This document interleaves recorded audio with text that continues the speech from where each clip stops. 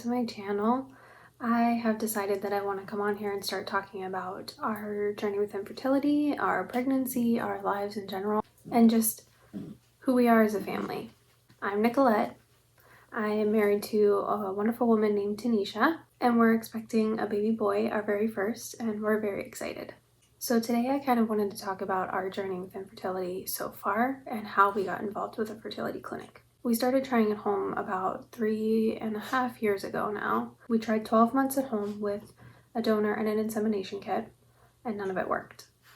So at that point, we decided that it was time to go to a fertility clinic and see what they could do for us. So we made an appointment for a clinic in the area, and we got in and started talking to them about what it could be that's causing the infertility. I knew that I had endometriosis, but at the time when I was diagnosed, they sort of told me that it wasn't a big deal, that it's something that a lot of people have, that it can cause painful periods, and that was about it. So when we got into the fertility clinic, they started doing all of this testing to see what the issue could be as to why you're not able to get pregnant. At that point, they did all sorts of ultrasounds and scans, and they do this test where they shoot dye up through your system to make sure that your tubes are clear and all of these things.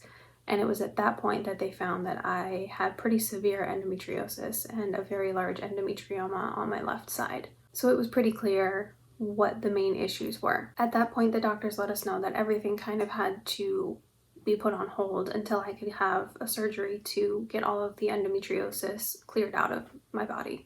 So a few months later, in December of last year, I went in for a laparoscopic surgery, which is where they just do 4 little incisions in your abdomen, and they use a camera and tools to remove the tissue that shouldn't be there. And after that, that kind of got us back to square one, where we could actually move forward with trying to have a baby. So after recovering from surgery, we went in for another appointment, and we discussed what our options were moving forward, because there's a couple different types of reproductive technology that you can use. One option they call IUI, which is intrauterine insemination, which is basically just like a long catheter that they use to inseminate you from a donor sample. When we discussed that, they told us that we had about a 5% chance of that being successful, and we decided that we didn't want to waste time, money, resources, and emotional energy on going through that. That left us with IVF. IVF is a very intense process. Anybody that's been through it or that has learned about it knows this. It's not something to be taken lightly. It is very intense. It comes with a lot of medication, a lot of instructions, and a lot of appointments. But at the end of the day, we knew that this was something that could give us a family, and it's something that we wanted to do. So at that point, we scheduled appointments for what they call a fresh IVF cycle, or a fresh embryo transfer. And I started taking all of the medications to do an egg retrieval. This came with a lot of needles, a lot of shots, and it was definitely not an easy process. So in this fresh cycle, all of the medication that you're taking stimulates all of the eggs that are in your body to grow to maturity and keeps you from ovulating, instead of just one egg maturing and your body ovulating. So for a couple of weeks, I felt like I had bowling balls in my stomach because all of my eggs were now huge. But after that, they did the egg retrieval, which is a small in and out procedure where they put you under and they use a small needle to retrieve all of the mature eggs. After this was done, they let us know that we had 25 eggs that looked mature enough and healthy enough to be fertilized. And 25 is a lot. That's a really good result. So we were really excited about that. And when that happened and they did the fertilization, which is your basic petri dish story, they put everybody in a petri dish and let them all mingle. We came out with 6 embryos that survived freezing. We had to do what they call a freeze-all fresh cycle because I went into ovarian hyperstimulation syndrome, which is kind of a whole nother thing in and of itself. Basically, my estrogen levels were way too high, and it just wouldn't have been safe or productive at that point to try to do a transfer of one of the embryos back to me. So at that point, all medication stopped, all progress really kind of stopped, and we just had to wait.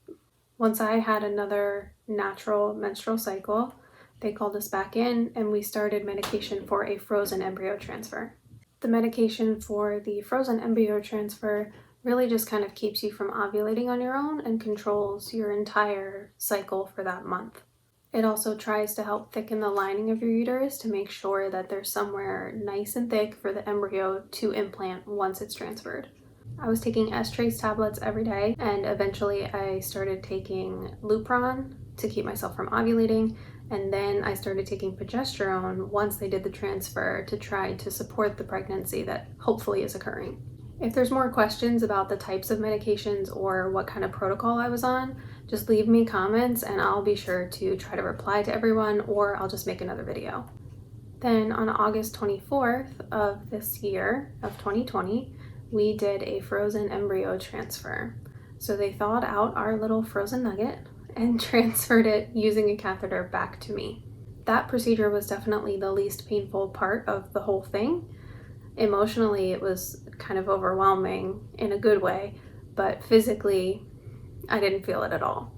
The nurses and the staff at my clinic were absolutely amazing. They talked me through the entire thing, and you get to watch it as it happens, at least I did at my clinic.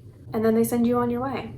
And you continue bed rest for about 24 hours after that, just to kind of allow everything to settle in. And then you hope for the best. And you're pregnant until proven otherwise, is what everybody says. You have to treat yourself, don't drink alcohol, don't smoke, eat healthy, drink lots of water, all of those things, just like you would if you were expecting. Then it takes them about 2 weeks before they will do a blood draw to see if the pregnancy is successful, if the embryo implanted, and you are starting to grow a baby. I'm gonna do another video on the 2-week wait because it's too much. So for us, on September 2nd, we found out that it was successful. Our second round of IVF was successful and we were expecting a baby. I am now currently, at the time of filming this, 18 weeks and we are expecting a baby boy and we are just so excited. It took us 3.5 years to get where we are today, but it's all worth it. And I know everybody says that and it's so cliche, but it is. I know I definitely was one of those people that was on YouTube looking for videos of others that have gone through IVF and that have any kind of advice or tips on how to get through it.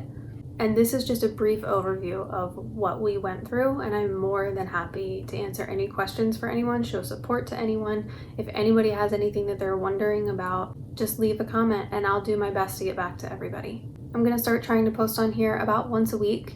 Next week, I think I'm going to talk about the 2-week wait because I feel like that's a really big topic that everybody's always looking for support through. I'm also going to talk about those pesky progesterone injections because those are not fun. And again, I was definitely out there searching for any kind of tips to make them just a little bit less painful. I'm so excited to start this journey with you guys and to start showing support for anybody out there that may be looking for it, and to be able to share our experience through pregnancy after infertility. If you've made it this far, thank you so much for watching this video. If you wouldn't mind just liking it, I'd really appreciate it, or leaving me a comment letting me know some of the stuff that you'd like to see moving forward. Thank you so much for watching. I'll see you guys next week.